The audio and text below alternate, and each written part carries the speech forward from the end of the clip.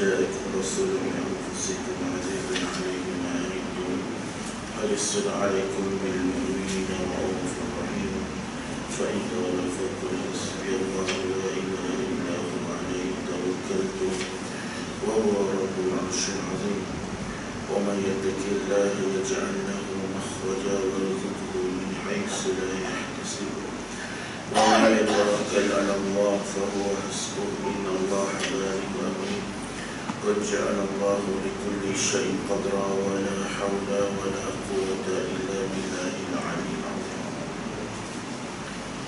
السلام عليكم ورحمة الله وبركاته.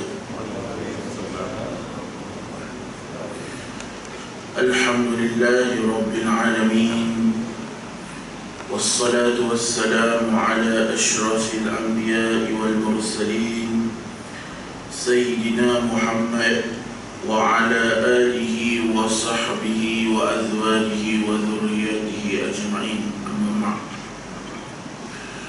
نحمده ونستعينه ونستهديه ونستغفره ونعوذ بالله من شرور أنفسنا ومن سيئات أعمالنا إنه من يهده الله فلا مضل له ومن يهده الله فلا هادي له.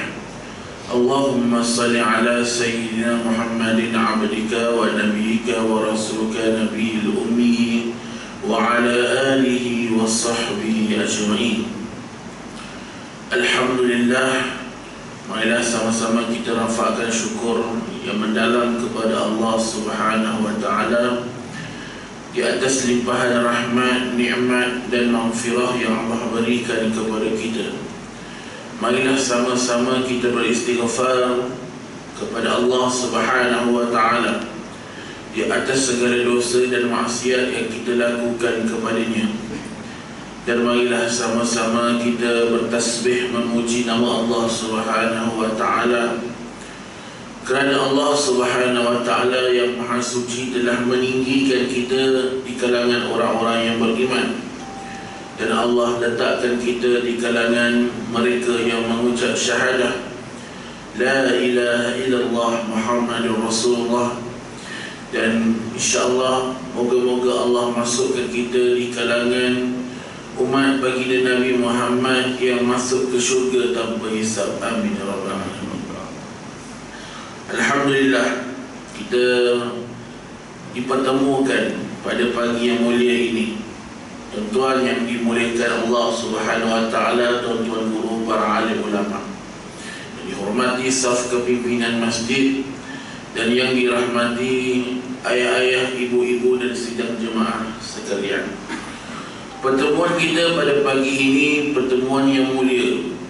Setelah beberapa lama kita tidak bertemu, alhamdulillah kita dipertemukan lagi. Kita selesai dah Hari Raya Syawal, selesai dah. Nak masuk Hari Raya ni pula lepas ni. Tapi semalam punya raya pun nampaknya tak habis ni. Semalam tu bila keluar jalan raya tu macam teruk. Teruk. Dia ada kuliah semalam tempat lain, Masya Allah. Orang kita ni memang hari-hari cuti, hari-hari raya.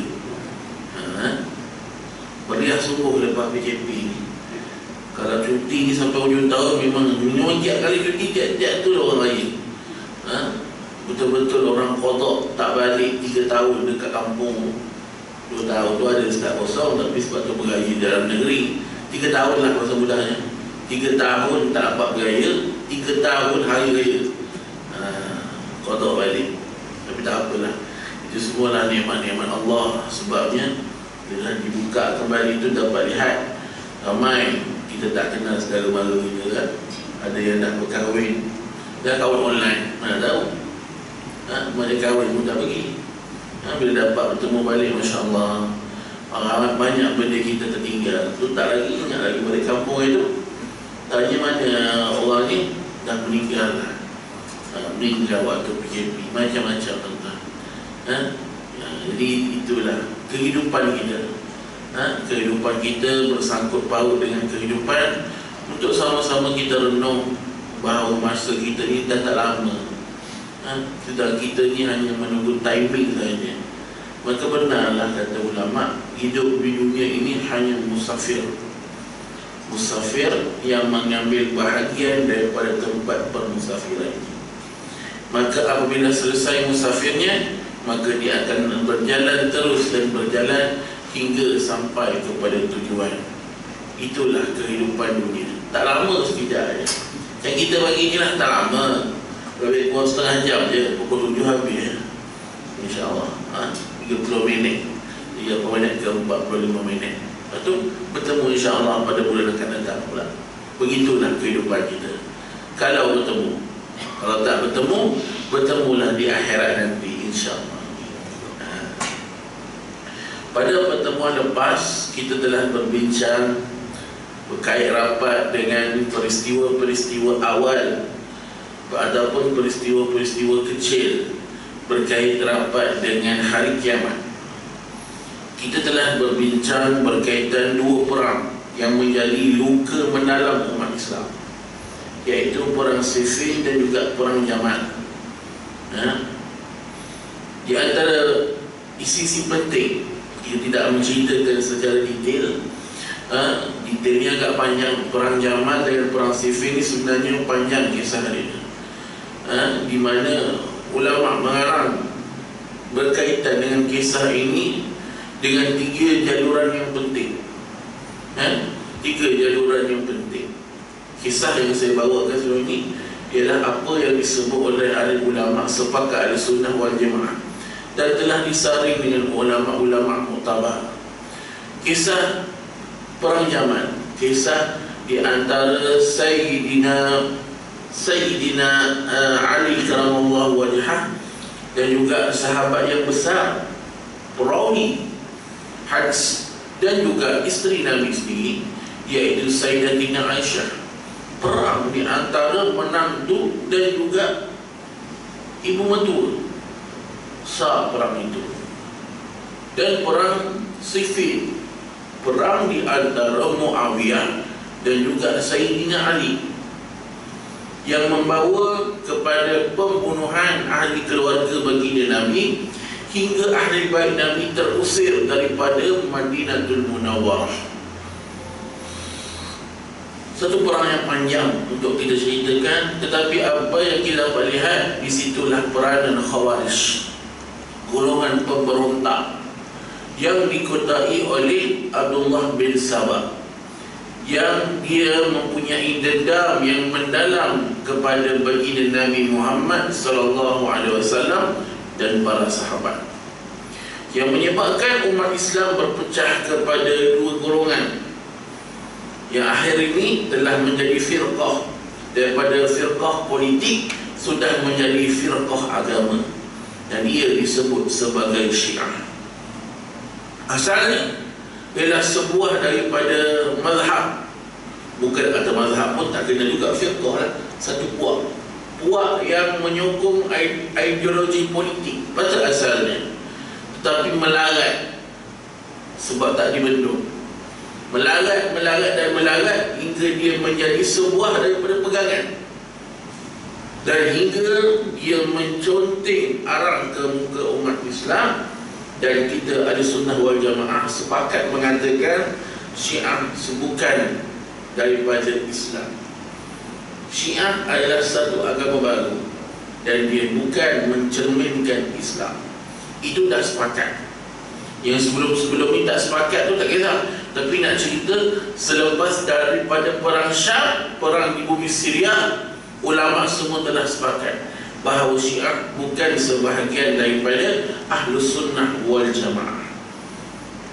Panjang cerita tu beranak ceritakan, tapi itu sahaja guideline yang kita pegang, bahawa mereka telah terkeluar daripada jaluran sahabat dan telah terkeluar daripada jalan sunnah yang dibawa oleh baginda Nabi Muhammad sallallahu alaihi wasallam. Itulah di antara luka mendalam umat Islam. Di zaman Sayyidina Umar bin Abdul Aziz, iaitu cucu kepada Umar Al-Khattab, seorang pemimpin daripada kerajaan Umawi, kerajaan Umayyah, ya. Orang bertanya kepada dia, "Wahai Umar, apakah pandangan kamu tentang peristiwa terbunuhnya sahabat pada Siffin?" Apa kata Umar? "Sesungguhnya aku berlepas diri daripada fitnah yang berlaku dan aku tidak akan terlibat ke dalamnya." Cukuplah kisah itu memberi pengajaran kepada kita supaya berhati-hati. Tetapi untuk terlibat mana pihak betul, mana pihak salah, itu bukan kerja kita. Sebab baginda Nabi juga pernah menyebut, kita pernah bincang hadis itu. Kata baginda Nabi, tidak akan berlakunya kiamat hinggalah akan berlaku tumpah darah di kalangan dua kelompok di kalangan umat aku, dan masing-masing membawa hujah yang benar. Nabi sendiri kata hujah mereka benar. Tetapi Khawarij memainkan peranan yang penting dalam menghancurkan ukhuwah fillah umat Islam. Perang antara Sayyidina Ali menangguhkan hukuman kepada pembunuh Uthman, kerana ketika itu Sayyidina Ali tidak mendapat kekuatan penuh di dalam pemerintahan. Natijah ijtihad daripada Muawiyah dan ijtihad juga daripada Sayyidatina Aisyah supaya disegerakan qisas, bunuh balas kepada pembunuh Uthman. Itu juga benda betul. Sebab dalam Islam, ahli keluarga ada hak untuk tuntut. Kalau ada di kalangan ahli keluarga mereka dibunuh, mereka ada hak untuk qisas, untuk menuntut balas pembunuhan kepada ahli keluarga mereka. Itu hak yang dah dijamin dalam Islam.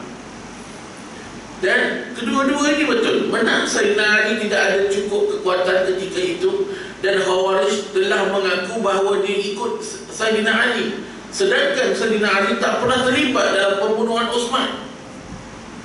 Jadi membunuh Khawarij ibarat memecah belahkan umat Islam. Maka kita kata dua-dua membawa hujah yang benar.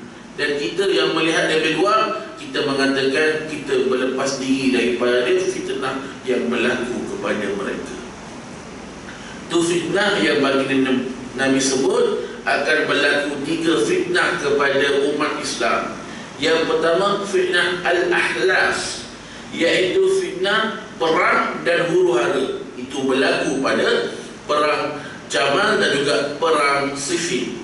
Huru-hara berlaku, tak pernah berlaku. Kalau kita baca sejarah, tuan-tuan ayat-ayat ini sekalian, kalau kita baca sejarah, umat Islam tidak pernah tidak mempunyai khalifah dalam masa 40 hari, tak pernah. Kan? Zaman Rasulullah SAW wafat, terus digantikan dengan Sayyidina Abu Bakar. Zaman Sayyidina Abu Bakar wafat, digantikan terus dengan Sayyidina Umar. Tapi zaman Sayyidina Uthman 40 hari umat Islam tak ada pemimpin. Itu kekacauan yang berlaku, itu huru-hara yang berlaku. Benar sebagaimana sabda baginda Nabi Muhammad SAW. Fitnah yang kedua akan dihadapi oleh umat Islam disebut sebagai fitnatus sarra. Fitnatus sarra, kata baginda Nabi, akan ada orang yang mengaku bahawa dia daripada keturunan aku, tetapi sebenarnya dia bukan datang daripada keturunan aku. Ada orang yang akan menghancurkan ahli bait daripada dalam, mengatakan ahli bait sekian, sedangkan ahli bait bukan sebagaimana yang mereka fahamkan. Ialah Syiah yang suka berkempen dengan pembunuhan Sayyidina Husain dan sebagainya. Kita mengakui itu peristiwa yang pahit untuk ditelan, tetapi melakukan ritual-ritual yang tak pernah diajar oleh baginda Nabi dan tidak pernah dicontohkan oleh para alim ulama, itu merupakan hulu melampau dalam agama. Cuma Syiah dekat Malaysia ni dia baik sikit lah. Syiah dekat Arab dia letak pisau kecil ujung tu, dia tolak ke belakang, bukan? Darah mengalir. Maka darah ini sebagai nisbah kesedihan kepada Husain. Pasal orang Melayu ni bukan jadi gitu. Orang Melayu ni dia lembut. Dia buat apa? ambil tapak tangan tepuk jadi syarat. Itu nak cerita. Jangan melampau. Nabi tak pernah buat. Nabi tak pernah tepuk-tepuk kematian. Baginda Nabi sendiri pun kematian anak pun tak sampai tahap macam tu. Menangis Nabi menangis, tapi tak ada sampai nak meratap kematian, tak ada. Sebab itu haram hukumnya meratapi kematian. Pergi dekat kubur peluk, itu bukan ajaran Islam. Meratapi sedih, itu memang buah sedih. Siapa dah sedih anak mati? Semua dah sedih keluarga mati, orang dicinta mati, semua sedih. Tapi meratap kematian hukumnya haram. Tapi itulah yang dibuat oleh Syiah, dan kita menolak perbuatan itu. Tak usah kita terlibat dalam fitnah yang dah berlaku. Kita nak terlibat buat apa? Kita pun banyak yang kurang. Daripada kita tak terlibat, lebih baik kita jarakkan diri kita daripada hal itu. Cuma kita ambil maklum sebagai ilmu sahaja. Hari ini kita bincangkan tajuk. Bulan lepas ada orang kata apa? Tajuk dipanah. Apa tajuk kita ini? Iaitu memandang jujur orang yang memandang jujur pengkhianat dan memandang khianat orang yang jujur. Di antara salah satu daripada tanda-tanda dekatnya hari kiamat, Allah Subhanahu wa taala telah mengangkat di kalangan umat Islam, iaitu di kalangan pemimpin-pemimpin yang tidak layak untuk menjadi seorang pemimpin. Sebuah hadis daripada Anas bin Malik merakamkan, kata baginda Nabi Muhammad sallallahu alaihi wasallam, "Inna min ashratis sa'ah ay yurfa'al 'ilm wa yasbutal jahlun wa yushrabal khamrun wa yazharul zina." Kata baginda Nabi, di antara tanda-tanda terjadinya kiamat, yakni diangkatnya ilmu, kebodohan bermaharajalela, banyak orang yang meminum minuman keras, dan zina dilakukan secara terang-terangan. Ini di antara tanda-tanda sebelum datangnya hari kiamat, membawa contoh kepada kita dekatnya kita dengan hari kiamat. Benar ke ini berlaku? Benar. Sekarang zaman teknologi maklumat, zina orang boleh isytiharkan dapat. Sekarang ni pun zaman mudah. Kita pergi 7-Eleven pun dah ada orang jual arak. Kalau dulu-dulu arak itu dijual di rumah-rumah arak. Zaman 80-an, tak saya 80-an sempat lagi. Saya ingat masa saya awal-awal kecil-kecil dulu. Memang dekat kampung-kampung biasanya ada rumah arak. Kalau orang Cina ada lah. Dia pergi tak ada terang-terang dalam hutan. Tapi kita tahu lah, malam-malam buta benda menyanyi malam buta ni. Rupanya tengah togok arak todi. Tapi tak kisah, dia tak ganggu kan? Duduk kat tempat dia. Tapi hari ni macam-macam. Pengalaman saya sendiri, ingat lagi masa tu saya naik motor nak pergi kedai makan. Tengah-tengah bawah, tiba-tiba ada orang tengah pegang botol arak, pong jatuh, kepala terhempas dekat atas dah. Kenapa pula jatuh seorang-seorang ni? Dia tengok, pegang botol arak. Kau bagi tahu member dia tu, memang kau dah jatuh tepi kereta pula. Itu pengalaman orang arak, kan? Itu tak kira memandu dan pengaruh alkohol lagi, menyebabkan kematian dan sebagainya. Yang dulu berlaku dekat Al-Impian kan, yang masuk paper teruk kan. Allah SWT. Tapi nak buat macam mana? Kita punya undang-undang masih lemah. Itu kita punya teguran memang berlaku. Undang-undang kita masih lemah daripada sudut itu. Dan itu pun berkait rapat dengan isu kepimpinan yang kita akan bincangkan pada hari ini. Qala al-mu'allif rahimahullahu ta'ala wa nafa'ana bi 'ulumihi bid darain amin ya rabbal alamin. Kata pengarang, sesungguhnya kita telah berada pada zaman yang terbalik. Terbalik ini maksudnya melihat satu keburukan sebagai kebaikan dan melihat satu kebaikan itu sebagai satu keburukan. Itu maksud terbalik. Yang mana pengkhianat dipandang jujur dan orang jujur yang dipandang khianat. Berdasarkan sabda baginda Nabi Muhammad sallallahu alaihi wasallam, la taqumu sa'ah hatta yazharul fuhsyu wa tafahush wa qati'atur rahim wa su'ul mujawarah wa hatta yu'taman al-kha'inu wa yukhawwan al-amin. Tidak akan terjadinya hari kiamat sehingga zahir kekejian dalam perkataan dan perbuatan. Pemutusan rahim, rahmatlah, silaturahim, orang tidak bertegur sapa, keburukan jiran, dan sehingga dipandang jujur, pengkhianat, dan dipandang pengkhianat itu orang yang jujur. Kita berada pada zaman yang serba fitnah. Inilah yang disebut oleh baginda Nabi, sebagai saya sebut tadi, apa dia? Fitnatul duhaimah, fitnah yang terakhir, yang akan terkena kepada semua umat baginda Nabi. Semua umat baginda Nabi akan terkena fitnatul duhaimah. Saya dah bercakap, dan ibu ayah, tuan-tuan, puan-puan yang mendengar kuliah kita kali ini, setiap daripada kita telah pun terkena fitnatul duhaimah. Sahabat bertanya kepada baginda Nabi, wahai baginda Nabi, wahai apakah itu fitnatul duhaimah? Fitnah duhaimah ialah fitnah yang akan terkena kepada semua umat Islam. Ketika umat Islam berhadapan dengan fitnah duhaimah, mereka bertanya sesama sendiri, adakah fitnah ini telah selesai? Bahkan fitnah itu akan terus berlanjutan. Berlanjutan. Paling dekat kita boleh ambil contoh COVID-19. Paling dekat COVID-19 itu pada awal kerana kita tak sangka suatu wabak yang sampai tahap 3 tahun kita hadap, sampai kita lihat seorang-seorang sahabat kita meninggal, seorang-seorang jemaah hilang. Sungguh kita tak sangka, sampai kita kena kuarantin kat rumah, tak pernah dijangka dalam akal fikiran. Dulu waktu SARS pun tak seteruk COVID-19. Zaman H1N1 dulu pun tak seteruk COVID-19. Apa berlaku? Bila COVID-19 lalu kita berkata tak ada obat ke?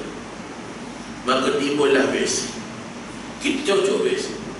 Bila cocok vaksin, dikatakan vaksin itu tak cukup kuat, kena ambil dos kedua. Tak cukup kuat juga, kena ambil dos penggalak. Nombor 3 dah tu. Tak cukup kuat lagi, kena makan obat antiviral. Antivirus dalam bentuk obat pil, yang dibuat, dah ada dekat KKM, yang kalau sakit teruk dia bagi makan. Nampak tuan-tuan? Kita berharap fitnah ini berlepas. Kita suka, Allah dapatlah beraya. Datang pula penyakit baru, HFMD, yang dulu dah ada, tahun 1970 dulu ada dah, tapi dah lama tak ada, jadi balik. Datang wabak baru lagi, monkeypox, datang lagi tuan-tuan.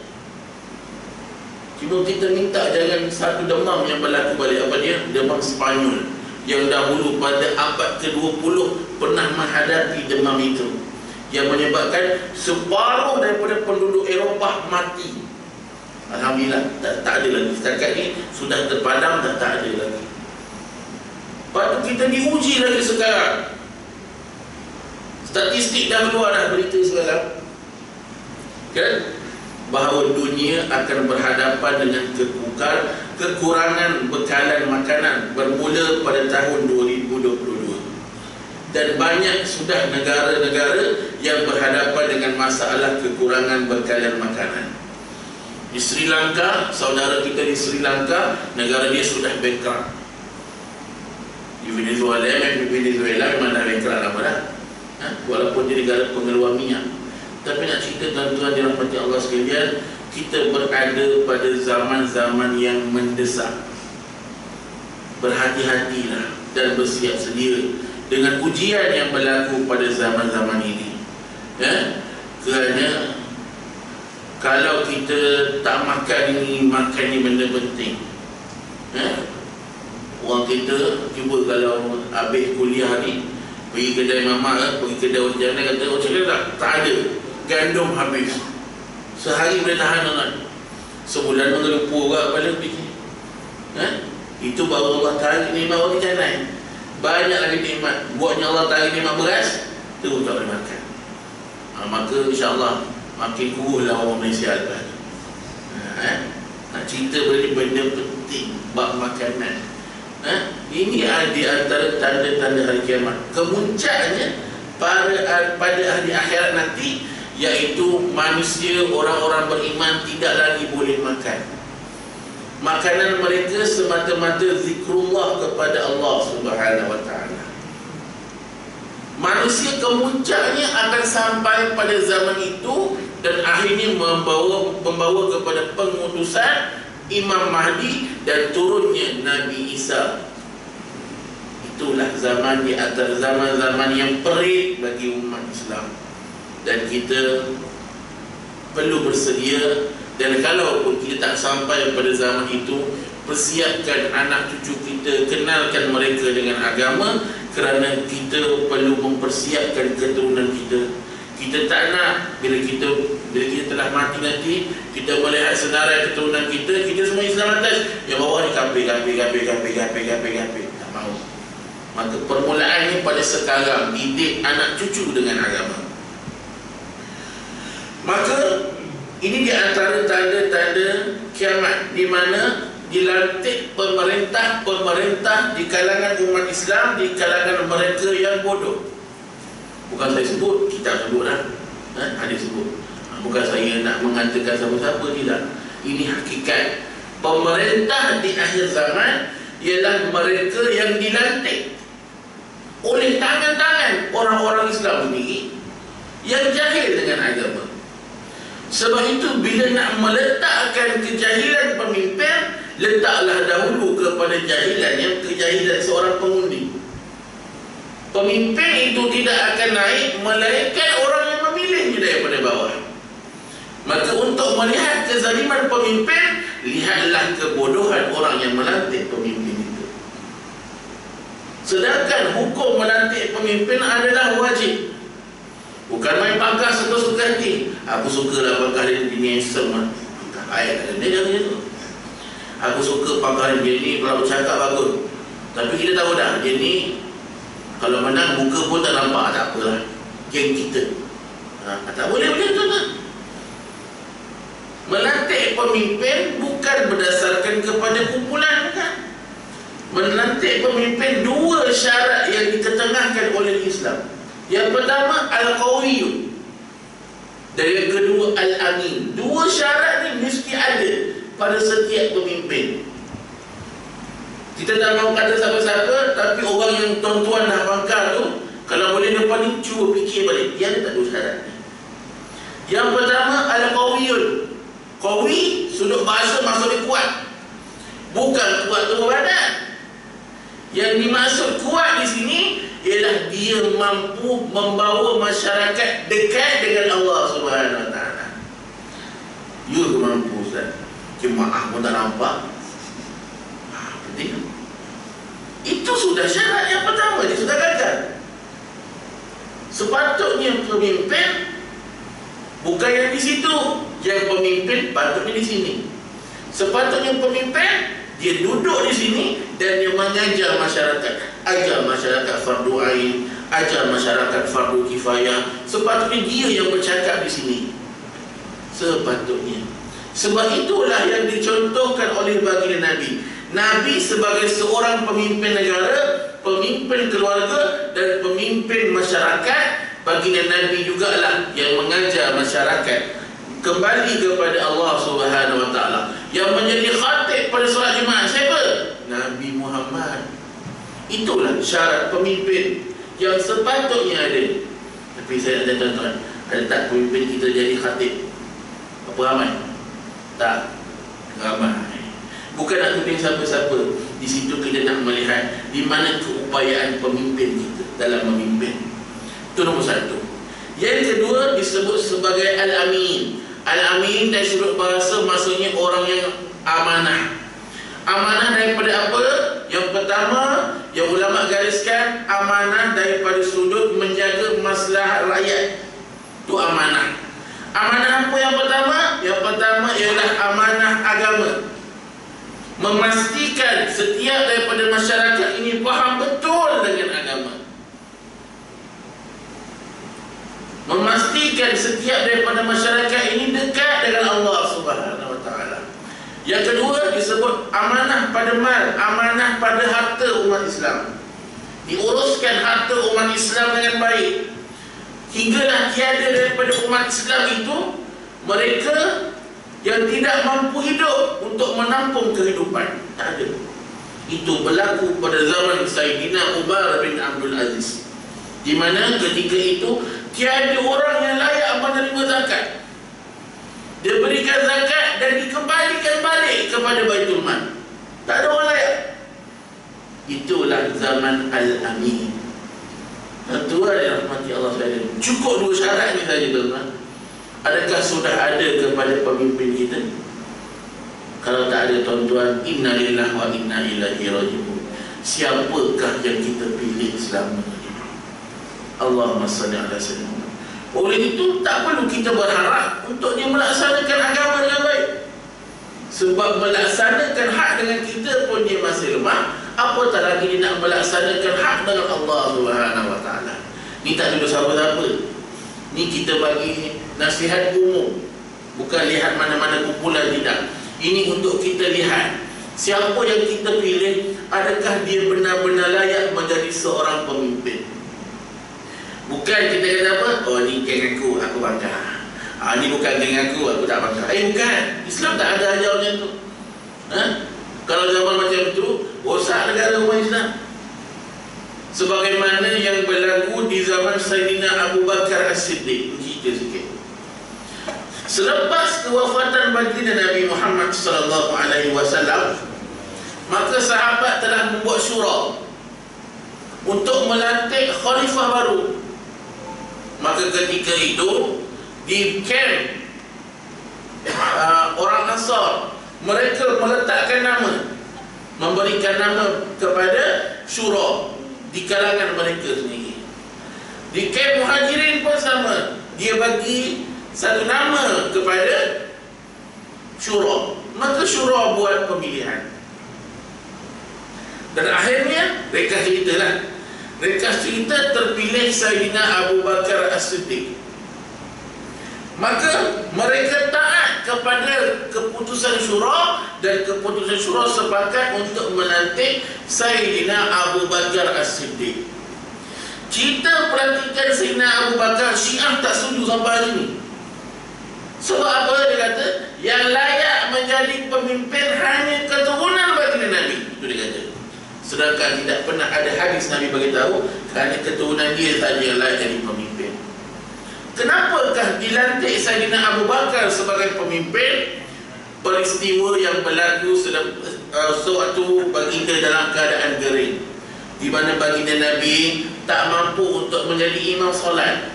Maka baginda Nabi telah memberikan laluan kepada Sayyidina Abu Bakar untuk mengimamkan solat. Maka itu pandangan syura, itu ijtihad syura. Sepatutnya orang Islam kena terima, walaupun pandangan itu bukan pandangan populis, bukan pandangan yang popular di kalangan sahabat, di kalangan orang-orang Islam. Tetapi itulah pandangan yang disepakati. Cerita taat pada syura ini berlaku zaman perang Uhud lagi. Zaman perang Uhud, Nabi Muhammad kata apa? Nabi Muhammad buat keputusan dia nak perang dekat dengan Madinah. Waktu itu, siapa yang sokong? Abdullah bin Ubay bin Salul, tokoh munafik kota Madinah. Dia sokong, bagus Muhammad, bagus, aku sokong cara engkau. Itu dia kata. Sahabat pula kata, kami tak nak perang dekat dengan Madinah, kami nak berperang dekat Uhud. Dulu kami terlepas perang Badar. Ini kisah orang tua zaman Badar. Orang tua ni kita lepas perang Badar sebab baginda Nabi menjamin syurga untuk ahli Badar 313. Jadi mereka rasa terkilan sebab dulu waktu perang Badar mereka tak alert, mereka duduk di luar Madinah. Jadi bila berlaku Uhud, orang tua dan orang muda datang jumpa Nabi Muhammad. Mereka nak perang di Uhud. Kalau masyahid, kami nak syahid di medan Uhud. Maka syura berbincang syura. Maka sebulan suara bersetuju perang dekat Uhud. Maka pandangan Nabi diketepikan. Tapi apa kata Nabi? hari ini aku mendukung pandangan syura. Ketika itu umur Nabi 60 tahun. Sahabat Nabi Muhammad saya bersaat datang jumpa Nabi Muhammad sallallahu alaihi wasallam. Dia melihat, ya Rasulullah, engkau sudah tua. Apa kata engkau berehat di Madinah? Biarlah kami berjihad di jalan Allah Subhanahu wa taala. Apa kata baginda Nabi? Ini adalah syura dan akulah orang pertama yang akan mempertahankan pandangan syura. Itu baginda Nabi Muhammad SAW. Kalau Nabi pun boleh tahan pada syura, apa pasal umat Islam tak boleh tahan pada syura? Tapi Syiah macam itulah keadaannya. Sampai ke hari ini dia laknat Abu Bakar, dia laknat Umar, dia laknat keluarga Nabi Muhammad SAW, dan dia melaknat Sayyidatina Aisyah. Itu sejarah yang panjang, tuan-tuan dirahmati Allah sekalian. Sebab itu taatlah kepada pemimpin selagi mana mereka taat kepada Allah Subhanahu wa taala. Itu dua syarat sebagai pemimpin. Yang kedua, saya bincang bagaimana untuk pemilihan pemimpin. Hari ini ada satu kelompok orang yang mengatakan wajib atas setiap orang Islam mengangkat kerajaan Islam. Saya pernah bertanya guru saya, kami pun belajar dalam bab ini. Saya pernah bertanya, Ustaz, ada tak model kerajaan Islam yang sebenarnya? Tak ada. Tuan-tuan bukalah mana-mana jurnal sekalipun, tidak ada model kerajaan Islam. Sebab apa yang dibuat zaman Nabi tak sama dengan apa yang dibuat zaman Sayyidina Abu Bakar. Di zaman Sayyidina Abu Bakar dia tak sama dengan zaman Sayyidina Umar. Contoh, zaman zaman baginda Nabi Muhammad, perluasan wilayah itu diserahkan kepada Khalid Al-Walid, contoh dia. Dan diserahkan oleh zaman Sayyidina Abu Bakar pun masih diteruskan Khalid Al-Walid. Tapi zaman Sayyidina Umar, benda itu terbalik. Apa berlaku? Sayyidina Umar tarik jawatan Khalid Al-Walid dan diberikan kepada sahabat yang lain, Sa'ad bin Abi Waqqas. Kenapa dia tarik jawatan? Itu pun isu penting. Waktu isu itu berlaku, Bani Adi datang jumpa Umar Al-Khattab dan dia memberikan teguran kepada Umar Al-Khattab kerana menarik jawatan Khalid Al-Walid ini seumpama mencoreng arang ke muka orang-orang mereka, kerana mereka dahulu berbangga dengan Khalid Al-Walid yang berjihad. Bila perang menang, bila perang menang, bila perang menang. Kalau kalah pun tak perang tu. Bahasa mudah gitu dah ceritanya. Itu Khalid Al-Walid yang disebut sebagai pedang Allah Subhanahu wa taala. Khalid Al-Walid. Tapi Umar cabut. Kenapa Umar cabut? Jangan kita terus bagi pandangan, dengar yang elok. Ada sebab. Singa Allah Subhanahu wa taala, as'adullah. Jadi bila Allah Subhanahu wa taala memberikan ilmu kepada Umar Al-Khattab sebagai seorang pemimpin, apa berlaku? Umar Al-Khattab tarik jawatan Khalid Al-Walid ada sebab. Kerana yang pertama, kerana Umar tak nak Islam dilihat ini, Islam ini sebagai agama yang hanya menggunakan pedang untuk meluaskan kawasan, dia tak nak. Sebab bermula daripada pertukaran jawatan itu, maka peluasan negeri umat Islam dilihat secara diplomasi, bukan lagi menggunakan pedang, tetapi mereka berasimilasi dengan masyarakat dan negara itu terus menjadi negara umat Islam. Bermula perubahan itu berlaku. Adakah salah ijtihad oleh baginda Nabi dan juga Abu Bakar? Tak salah. Pendekatannya berbeza, maka model juga adalah berbeza. Sebab itu tidak ada satu model pun yang dikatakan model Islam. Oleh itu orang tanya, Ustaz, syura itu bukan model Islam. Syura itu salah satu kaedah sahaja. Kalau dikatakan macam itu, lepas jatuh Khulafa Ar-Rasyidin, bermula zaman Muawiyah dan ahli keturunannya, dia telah melantik keluarganya menjadi pemimpin umat Islam. Nabi pernah buat tak? Nabi tak pernah buat. Salah ke Muawiyah? Tak salah. Sebab memilih pemimpin ada banyak kaedah. Kaedahnya umum, hukumnya adalah harus. Bagaimana nanti pemimpin? Sebab itu ada keadaan setengah negara umat Islam, dia tak boleh lantik pemimpin dalam keadaan kekacauan, macam yang berlaku pada Sayyidina Ali dan keturunan dia, kan? Tak boleh lantik pemimpin, nama tak sampai. Tapi yang ada pada itu, kisah di akhir perang Siffin apa berlaku? Pemberontak ini kata, kami akan sokong 3 orang sahaja jadi pemimpin kami. Yang pertama Talhah bin Ubaidillah, yang kedua Az-Zubair bin Al-Awwam, yang ketiga Sayyidina Ali. 3 nama. Orang datang jumpa Talhah, adakah kamu berbakat dengan pemberontak untuk menjatuhkan Uthman? Talhah kata tidak. Adakah kamu nak jadi pemimpin mereka? Aku tak mahu jadi pemimpin mereka. Soalan ditanya juga kepada Az-Zubair bin Al-Awwam, kamu nak jadi pemimpin mereka? Az-Zubair juga menolak. Dan ditanya kepada Sayyidina Ali. Sayyidina Ali berfikir, kalau dia tolak jawatan ini, umat Islam dah 40 hari tak ada khalifah. Siapa lagi selepas Sayyidina Ali yang boleh jadi pemimpin? Ada. Jadi Sayyidina Ali ambil dalam keadaan tergesa-gesa, dan dicuba buat yang terbaik kepada umat Islam. Tetapi itulah takdir Allah Subhanahu Wa Taala. Fitnah berlaku pada zamannya, hingga namanya yang mulia disebut sebagai gedung. Kalau Rasulullah itu ada ilmu yang besar, ilmu yang banyak, anak kuncinya pada Sayyidina Ali. Dia mulia dalam sejarah, tetapi sebab jadi pemimpin, namanya telah kotor dengan fitnah yang berlaku. Itu keadaan. Ada setengah keadaan tak boleh lantik pemimpin dalam keadaan syura, maka dibenarkan terus pelantikan pun boleh berlaku. Maka apabila timbul isu hari ini, kita guna demokrasi di dalam memilih pemimpin. Ulama telah bersepakat bahawa demokrasi juga sebahagian daripada Islam, sebab kita lantik dengan baik. Cuma kaedah sahaja yang berbeza. Maka kita menolak setengah pendapat yang mengatakan demokrasi ini adalah haram. Kalau haram, ulama dulu lagi dah tak terima lah. Adakah kita lebih baik daripada ulama, lebih pandai daripada alim ulama? Tegur boleh, tapi jangan buat pandai.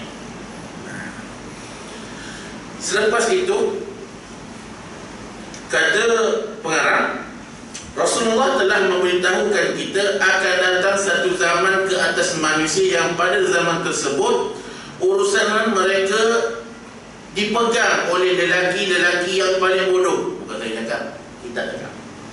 Sensitif ni. Lan tazhaba dunya hatta takuna Luka ibni Luka. Tidak akan terjadi hari kiamat sehinggalah manusia itu diperintah Luka bin Luka. Luka ni orang bodoh, bin orang paling bodoh. Itu je bahasa dia, orang tak faham kita kat dalam lapis ni. Itu je. Apa maksud bodoh di sini?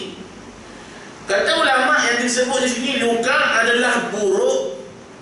Dia minta maaf tersebut perkataannya, tolol dan bodoh.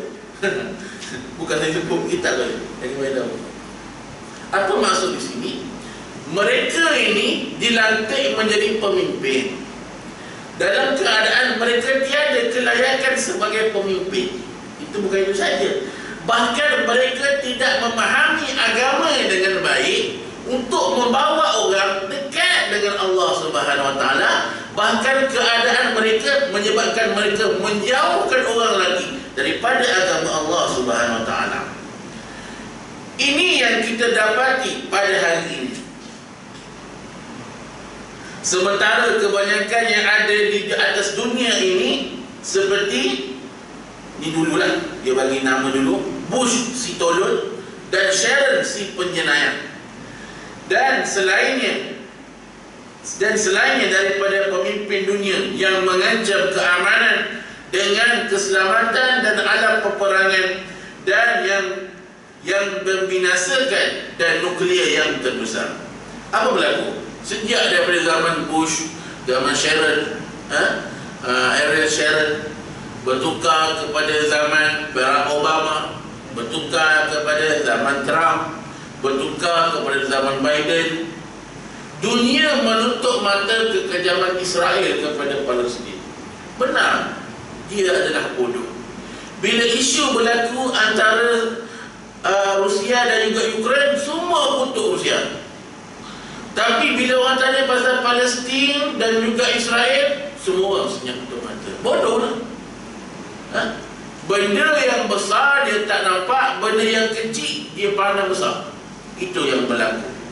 Dan umat Islam, maaf cakap tuan-tuan, sejak dari tahun 1940 Israel itu tertubuh sampai hari ini, kita telah gagal untuk memerdekakan bumi Palestin. Bukan tak kalah tuan-tuan, kita lebih teruk orang umat Islam. Hingga ada di kalangan negara umat Islam buat hubungan diplomatik dengan Israel.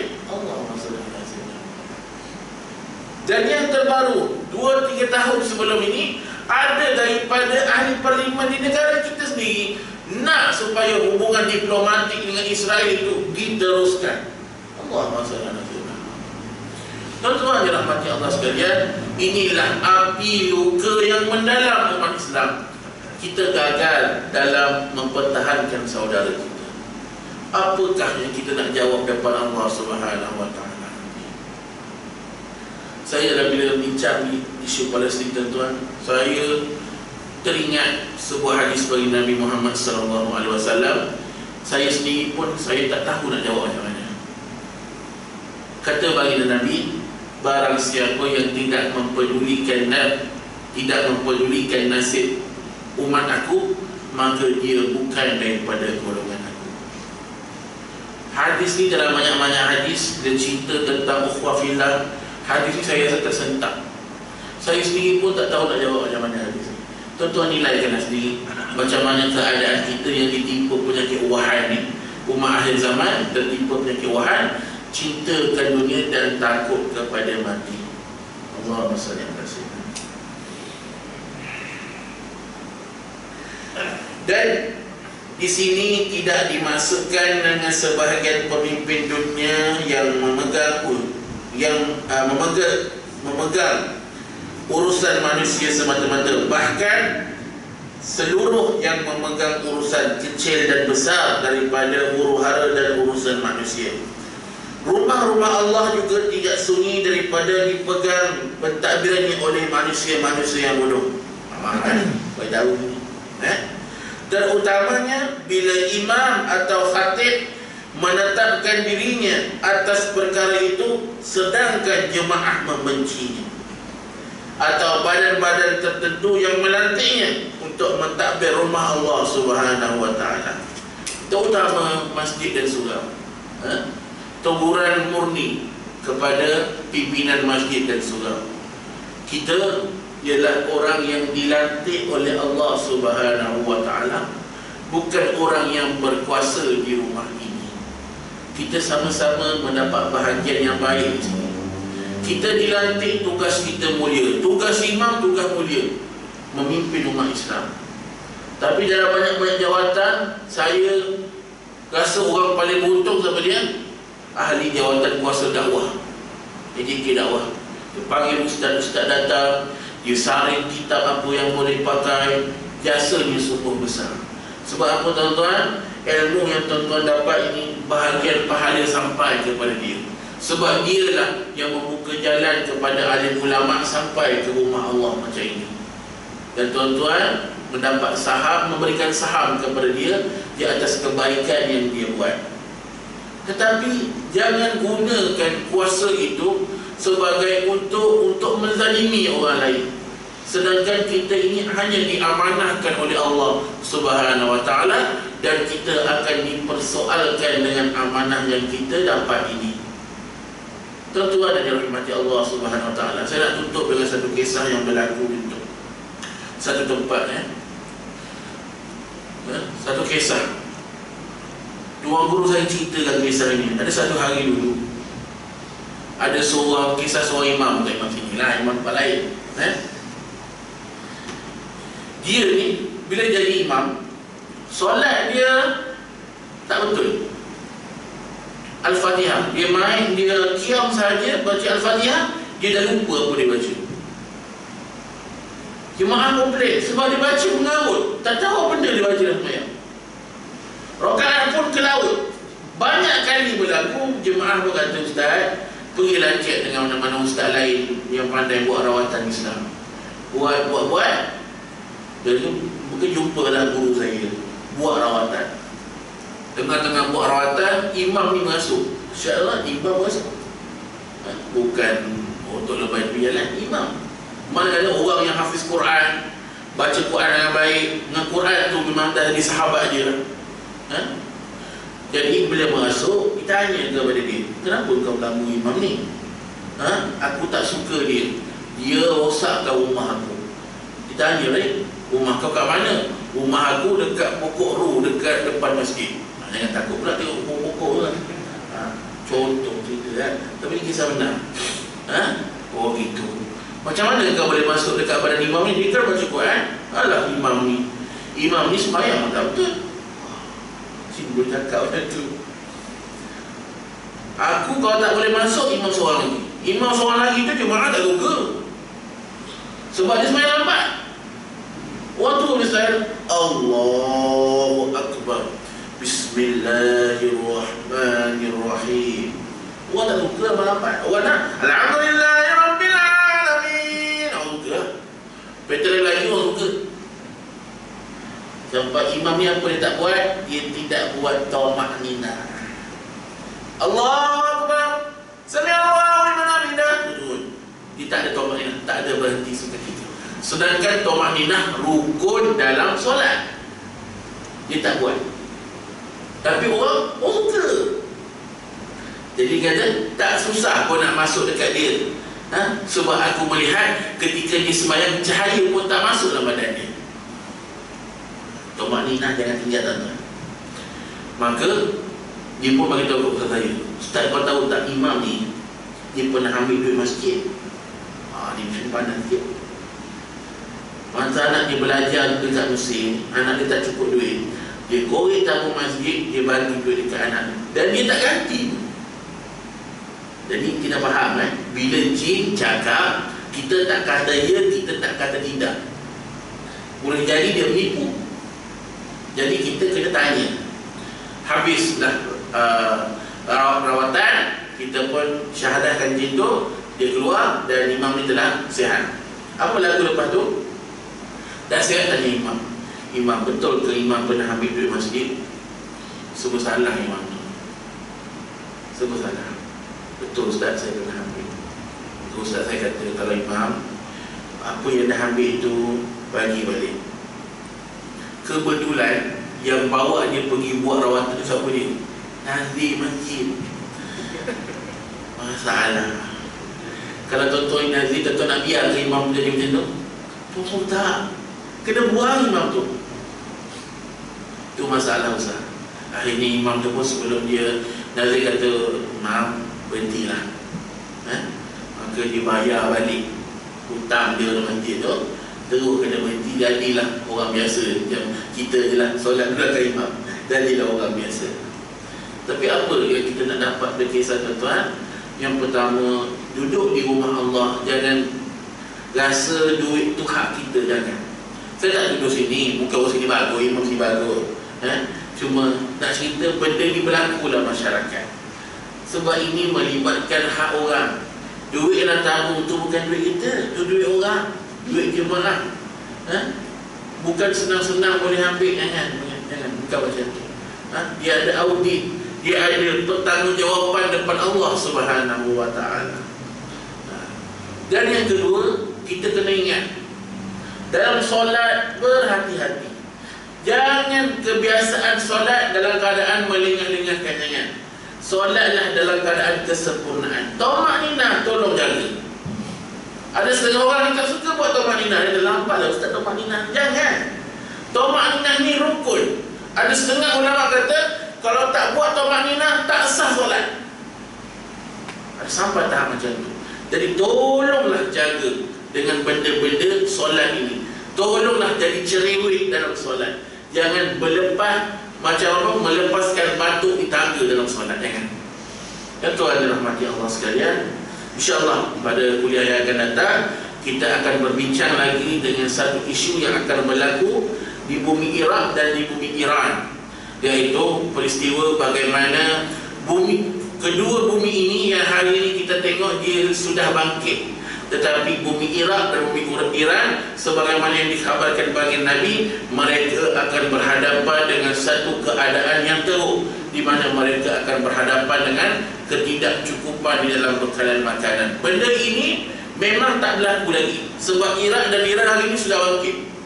Tapi satu hari nanti kita akan dapat lihat apa yang berlaku di Syria akan berlaku pula di bumi Iran. Hari ini Iran hebat dalam sistem nuklear, tapi percayalah tuan-tuan dirahmati Allah sekalian, di Iran akan jatuh suatu ketika nanti.